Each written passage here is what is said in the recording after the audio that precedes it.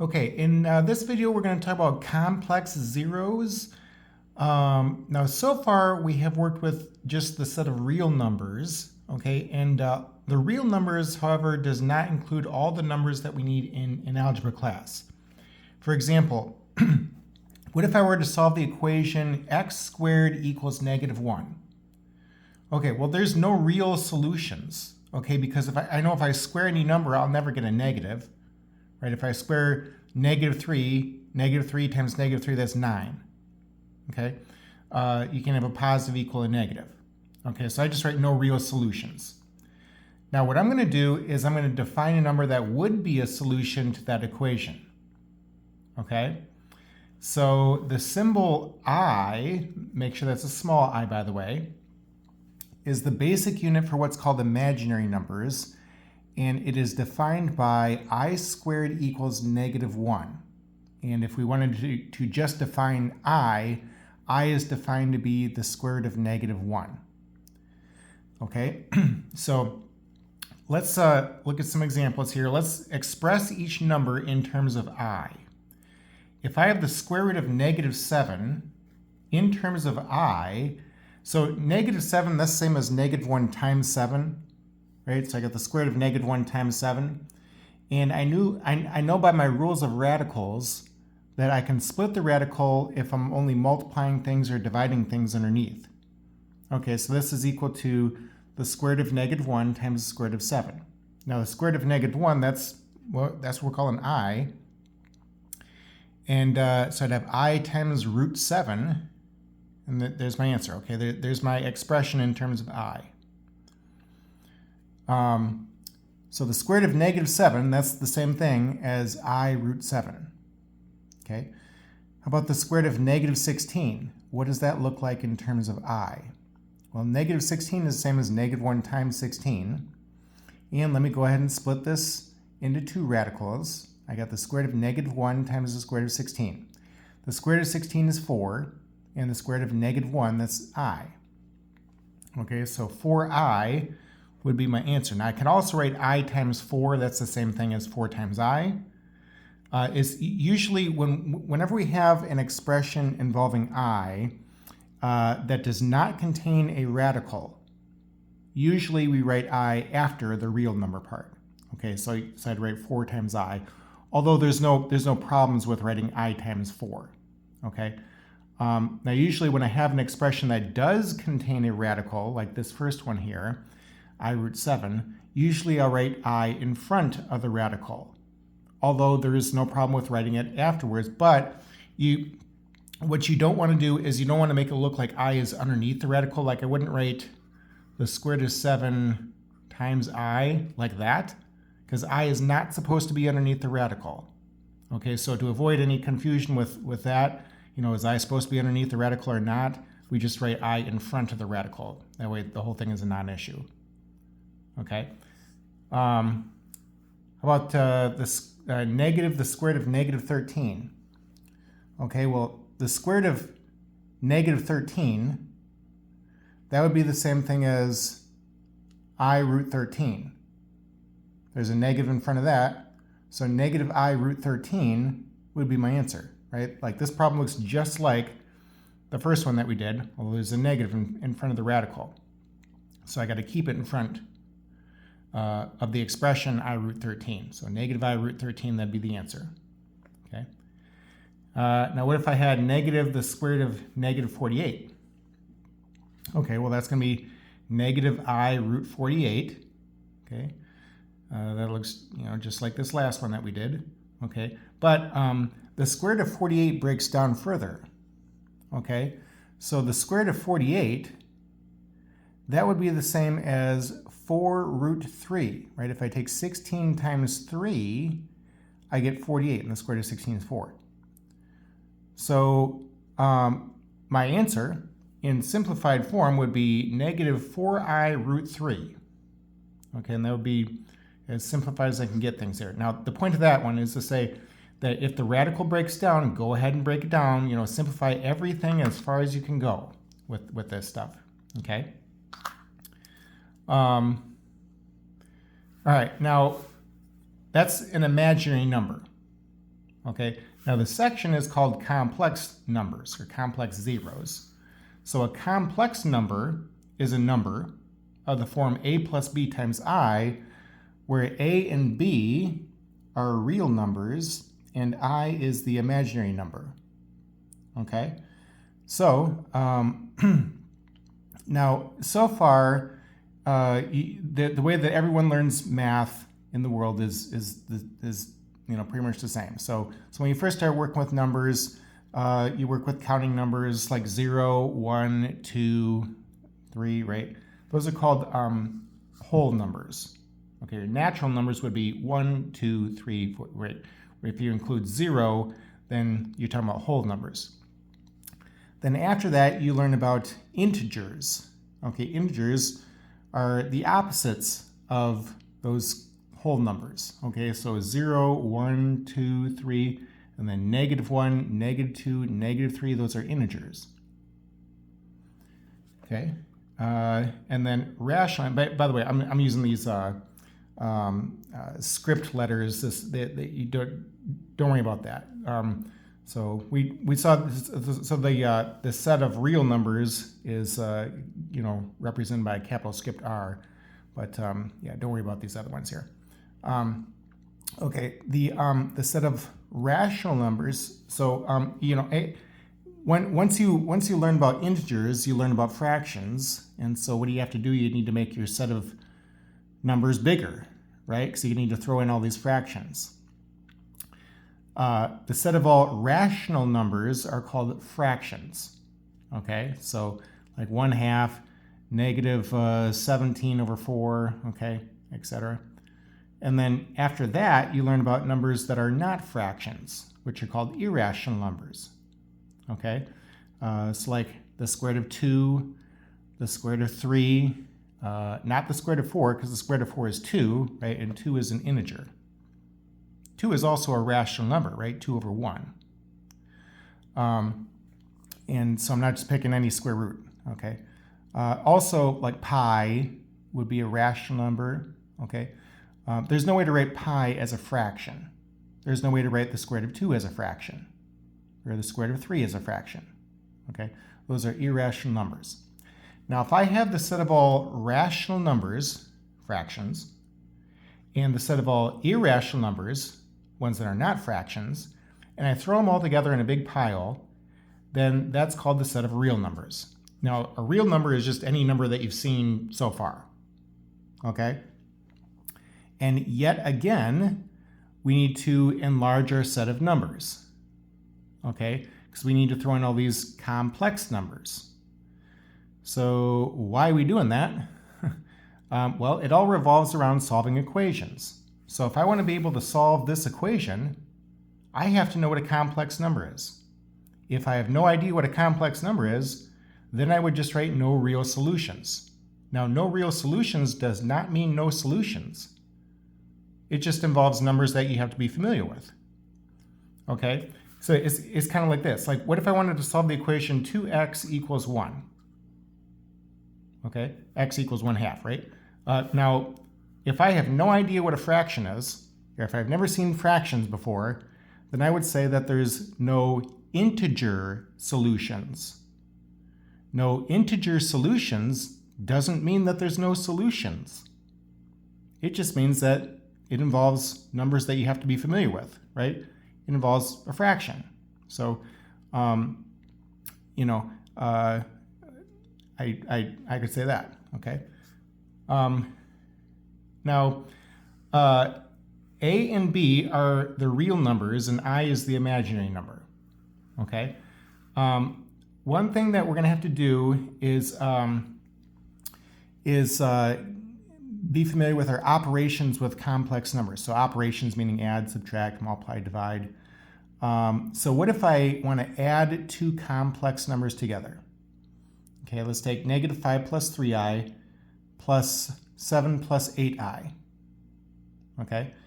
Well, when you add complex numbers together, it's pretty easy. All you do is combine like terms. Okay, so I'm going to add the real numbers together and add the complex numbers together. Okay, so -5 plus 7 is 2. 3i plus 8i is 11i. So my answer would be 2 plus 11i. By the way, whenever I do any operation with complex numbers, add, subtract, multiply, or divide, my answer will always be a complex number. Okay, so you're not done with the problem yet until you're in the form a plus b times I. Keep that in mind. So like here, a is 2, b is 11. And with subtraction, all I'm going to do is combine my like terms. So if I have 8 minus 6i minus 13 plus 2i, combine those like terms, 8 minus 13 is negative 5. Negative 6i minus 2i is minus 8i. Okay, so my answer would be negative 5 minus 8i. A is negative 5, b is negative 8. Okay? So adding and subtracting, that I don't think that's too bad, right? All you're going to do is combine like terms. When you multiply, so let's look at some examples of that. Suppose that I have the square root of negative 16 times the square root of negative 25. Now the first thing that I want to think of is the fact that these are imaginary numbers. Okay, the square root of negative 16, that's 4i, right? We saw that earlier. The square root of negative 25, that would be 5i. So I'm looking at 4i times 5i. 4 times 5 is 20. I times I is I squared. And I squared, by definition, is negative 1. Okay? So I'm looking at 20 times negative 1, that's negative 20. Okay? Now, the next question would be, is negative 20 a complex number? Is that number in the form a plus b times I? And the answer is yes, it is. You guys have been working with complex numbers your whole life. Okay? A and b can be any real number. Okay? So, in other words, negative 20 is a real number because I can write this in complex number form. Negative 20 is the same thing as negative 20 plus 0 times I. Right? I don't normally write plus 0 after anything. I guess I could, right? So A is negative 20 and B is 0. Okay, again, you guys have been working with complex numbers your whole life. Okay, so I go ahead and circle that. Okay, how about this one next? So what if I had 1 plus 2i times 1 plus 3i? Well, the natural thing to want to do there is to FOIL it out. So 1 times 1 is 1, 3i plus 2i is 5i, 2i times 3i is 6i squared. Okay, I squared is negative 1, so really what's happening at the end of this is I'm really subtracting 6. 1 minus 6 is negative 5, and then plus 5i. There, I'm done. There's my complex number. So again, I'm not done with the problem yet until I'm in complex number form. A plus b times I. Keep that in mind. That's how the book will want the answers also. Okay. So A is negative 5 and B is 5. Okay. Let's try this one. 3 minus 7i squared. So that's the same thing as 3 minus 7i times another 3 minus 7i. Now what I don't want to do is I don't want to bring the power of 2 in and call it 9 minus 49i squared. If I do that, I'll get a wrong answer. I have 2 of them. Okay, I got 3 minus 7i times another 3 minus 7i. So I'll need to FOIL this out. This is going to be just like the last problem. All right, 3 times 3 is 9.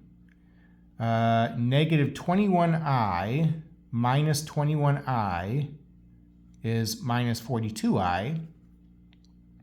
Okay, and then negative times negative is positive. 7i times 7i, that'd be 49i squared. Now what's really happening at the end of this?